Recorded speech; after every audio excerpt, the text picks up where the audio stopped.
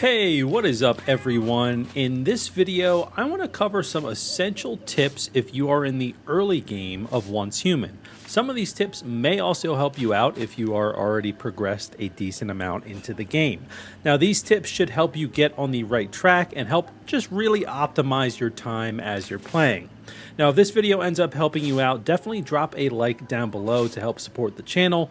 Your support has been amazing so far, and I am so excited to keep making useful content for everybody. Okay, so I want to talk about this first tip first because it actually goes away after you reach level 10.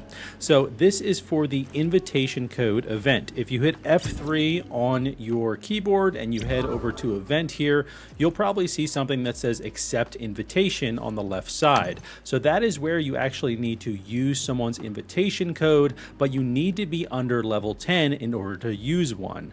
So you will get some reward crates as well as a weapon that the person who invited you chose to share. Now, I actually have a full video going into this event and really just how it works, so I've linked that in the description down below if you're interested. But basically, make sure you find an invitation code and use it before you hit level 10. You are able to use invitation codes from players in other servers as long as you are in the same region. My server, region, and invitation code are on the screen right now if you would like to use it. And we actually have a section in our Discord community where people have been posting their invitation codes and the weapon rewards that they've shared. If you want to take a look at that, that link is also in the description down below. So this next tip is about one of my favorite weapons to use in the early game, and this is one of the best early game weapons that I have found, and it is the R500 Hunter Pistol.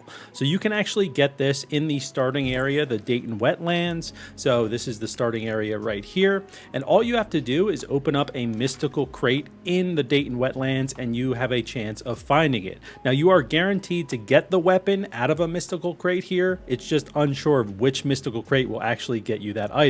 So for example, right here, I have Coastside Plaza over here where you can see one of my objectives is to look for the mystical crate. So I already have the weapon, but this is what it will look like for you. So make sure you're going to every single town right here in the Dayton Wetlands area and opening up those mystical crates until you get that weapon. Now, what makes this pistol good is that it has a perk called Fast Gunner, which increases the fire rate and damage, as you can see right here. And you have a 30% chance to trigger Fast Gunner when hitting a target. So by killing enemies, you're usually going to be one or two shotting them, and the fire rate and damage will increase as you're doing it. So it's pretty good for the starting area. And honestly, I just have a lot of fun using this gun, so I hope you do as well. Now, as you progress the story quest, you'll have a quest asking you to complete a commission. I believe it was around level 8 or so for me, but it might be slightly different for you. And you can view commissions in the game by holding tab and then opening up the summon V option and then talking to V, and you will see an option here for view commissions. Now, you can also find vendors in the settlements that will also show you the same commissions. Commissions are weekly tasks that grant you large amounts of XP. You can do 5 commissions per week, and once you complete all 5, you can then claim the overall weekly commission for more rewards right here. You can see I've already claimed mine. Now, this is a great way to get XP, especially in the early game, and even though it is capped at only 5 per week, I still highly recommend doing them to boost your levels. So kind of in the same vein as the weekly commissions, you also want to claim your journeys as you complete them. So if you hit J on your keyboard here, and if I head to any of these categories, let's just say the craftsman right here, you can see there is the craftsman category, but there's also individual tasks within each one. So these individual tasks actually have their own rewards, and then the category itself has rewards. So the individual tasks will grant you with XP as well as energy links, and then the category rewards will give you controllers, which are very useful in the end game, as well as Starcrom, which you can use for the wish machine. Now, this next tip is how you can really optimize your time with your friends. If you create a hive with your friends, you can also share base permissions with them. Simply just go to your hive menu right here. So go to under Get United, then go to Hive.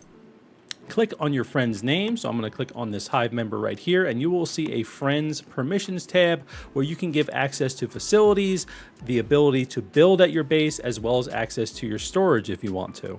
Now, the real benefit of that is that you can also share improved facilities from your mimetic specializations. So if I open up my mimetics right here, you can see I have multiple specializations, and I have this one in particular, which actually upgrades my supplies workbench so that I get plus 50% output when crafting regular ammunition. So what I'm able to do is I can actually go ahead and go to my build menu.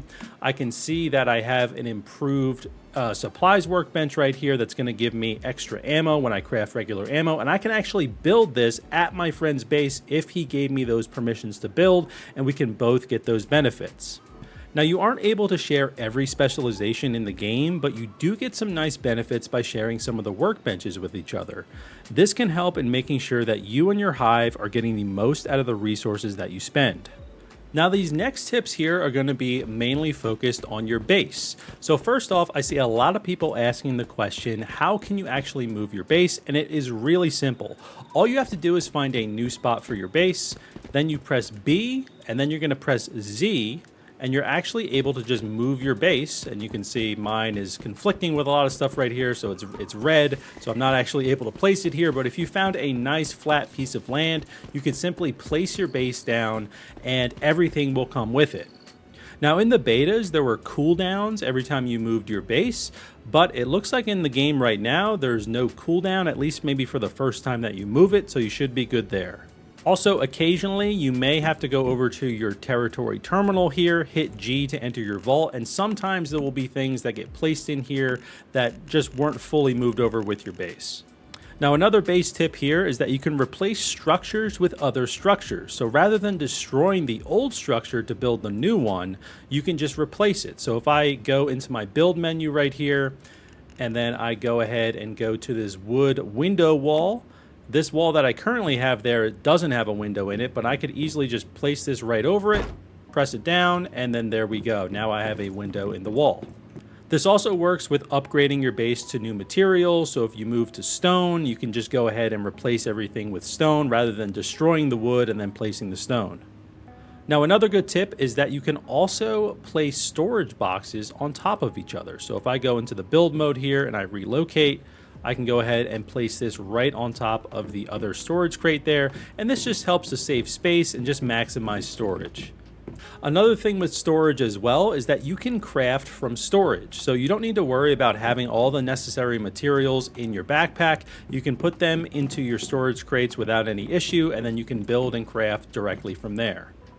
And the last base tip I have is to build a bed. So once you build a bed, you can lay in it, obviously, and then you will heal while you're laying down in the bed, and you will also restore your sanity. So if you're at your base, don't use your sanity gummies. You can just go ahead and lay in your bed.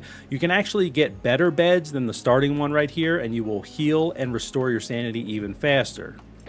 Now, I highly recommend also getting some of these early game deviations, as it will really help you as you're leveling up. So first one I recommend here is the logging beaver. So the logging beaver is going to go out and get logs for you. And then the next one that I recommend is getting the Digby boy over here, and he will go out and mine some ore for you. So you can get the Digby boy by just simply mining ore. I actually got it like right next to my base right here really early, so hopefully it won't be too hard for you guys, but it'll just be a random drop as you are mining some ore. Now, you can get the logging beaver at a variety of docks around the map. I recommend going down here to Myers Market and going to this location right here at this dock, because the logging beaver, if he's not there or you're not able to actually capture him, you can go directly into Myers Market and go to the teleportation tower that's there, and then you can just simply change worlds, which is basically changing the instances in your server. And by changing worlds, you're actually kind of resetting the chances of you getting him. So the logging beaver might be appearing in World 2, but maybe not in World 6, because maybe someone in World 6 just claimed him. So if you don't see him in your world, definitely go to the teleportation tower at Myers Market, and then you can go ahead and get the logging beaver in another world, and then just return to the world that you started with.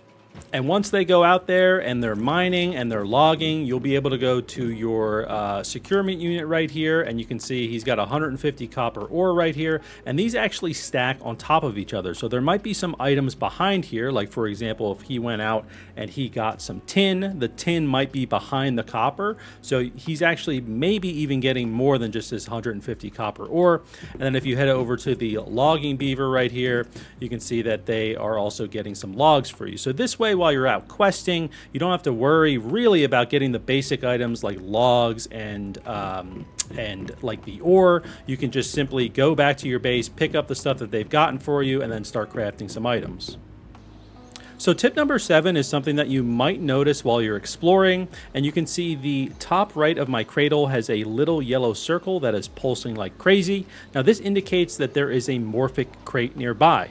Morphic crates can be like mimic crates where they look like a normal item, like a storage crate or a fridge, and they'll try to attack you. Or they can look like a mystical crate and they can have some legs on the bottom. So as you get closer to the morphic crate, the pulsing will get faster and faster, and that's how you can tell how close you are to it. So if I go up right here, you'll see to the right there is a morphic crate. This thing has some legs right here. These ones you have to damage very quickly in order for them to open, otherwise they will heal. So if I wait right here, you will see it will start to heal, hopefully. Don't make me a liar here.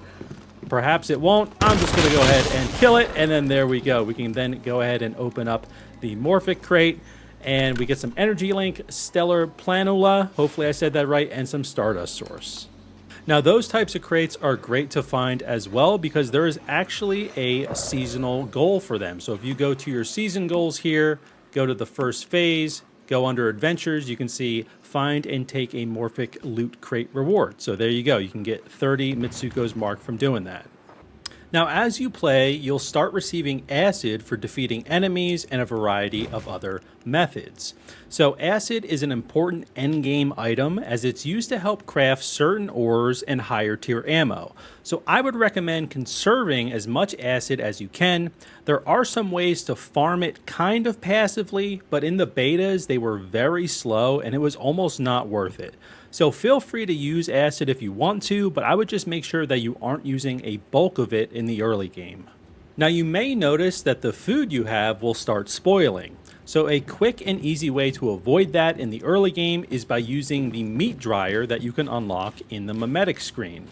To use the meat dryer though, you need salt. And an easy way to get a ton of salt is by going to the ocean and collecting a ton of salt water. Once you have that, you can use your stove to then turn that into salt. Now, salt will never spoil, and the food that you make with the meat dryer will never spoil as well. So if you go out on like a hunting or a fishing spree, you can bring all of that back, put it into the meat dryer, turn it into preserved food, and you shouldn't really have to worry about food spoiling for a while. Now, it is important to note that although this food will give you energy, because you use salt to create it and because it is preserved, it will actually reduce your hydration a bit. So just make sure you have some drinks with you so that you can account for that. Now, tip number 10 is just about claiming a bunch of free or cheap items in the menus here. So firstly, you can go to the shop if you hit escape, and then you go to Stardust Advent, head over to the shop, and then head to the other tab here. You will actually be able to claim this Mitsuko's Mark crate. You'll get 50 Mitsuko's Mark that you can use in the season shop. This only costs 1 energy link, and it shows up every single week, so make sure you claim that. Also, if we head over to the season shop here, if we click on the scenario, go to season goals, and then click on season shop here, under annual season 1, you're actually able to claim this for 55 Mitsuko's Mark, so you only need 5 more than the free ones that you get in the first week right here, and you will get all of these different sort of items over on the right side, so make sure you go ahead and do that. I actually haven't done that, so I'm going to do that right now and just confirm that purchase right there, and there we go. And then you're going to want to make sure that you hit F3 to head over to the events tab here. So you have the Mayfly's Fantastic Journey event. Make sure you're clicking on each of these, doing these basic tasks right here and claiming these rewards. So you have some for survival, some for combat, some for territory with different tiers as you progress. Then hit the event tab right here. You have the Dawn and Saturday event, which has not started yet, but it will start on July 13th. And then it will also happen on July 20th and July 27th. So you'll be able to claim all these rewards on those days. So make sure you're doing that. And then you also want to make sure that you're claiming cosmetic and resource codes that are being shared throughout the community. So we actually have a channel in my Discord where people are sharing cosmetic and resource codes. So make sure you join in there. We also have all those invitation codes I mentioned earlier. So make sure you join in there, redeem those codes as quickly as you can, just because we're not 100% sure when they're actually going to expire. In order to redeem a code, just in case you don't know, all you have to do is hit F3 and then hit X on your keyboard, and you're able to type in a redemption code right there. Now, another thing that you're going to want to do is head over to the event tab and make sure you are getting some of these Twitch drops. There's plenty of streamers on Twitch, including myself. My Twitch link is down in the description below. I do have Twitch drops active on my channel. So make sure that you're participating in this, getting all these cosmetics that are on the bottom. They're really easy to get. All you have to do is really leave a stream up for a decent amount of hours, and you will earn all of these cosmetics. And then we're going to head over to the regular event tab here. These are the Astral Duelets. Make sure that you are claiming these if you really need them. Basically, you get 20 Astral Duelets at 6 a.m. every day. So you can see I have 60 right here, and you're able to redeem them for these items down here. So I like to kind of save these just in case I ever don't have food or don't have any sort of drink on me, and I'm just, I need something. I can just head in my menus. I can buy some flatbread or some orange juice, which isn't really a great combination, but I can buy both of those and eat them in case of emergencies. Now you can also click into the community rewards right here, and all you have to do is follow Once Human on all these different platforms. So if you actually click on Instagram, you'll see a button down in the bottom right. Twitter, same thing. And then for Facebook, same thing. But for some reason, TikTok and YouTube don't have that button for me, so I'm not able to claim these rewards right now. But make sure you go in here and claim these rewards. You get some Star Crom, Activators, and Sanity Gummies by doing this. And that's just super easy. And then make sure you're also binding your Discord. So I already bound mine. You get 500 Star Crom, Adrenaline shots, and some gunpowder by doing that. So bind your Discord when you get a chance to do so. And really, just as a bonus tip, one thing I will say is, just have fun. Go at your own pace, explore how you want to, and just enjoy the game for what it is. Don't feel pressured to play a certain way or do certain tasks if it's not what you want to do. Sometimes people can kind of get too caught up in making the right decision that they kind of take the fun out of discovering what the outcome of that decision is. So just have fun, relax, and just enjoy yourself.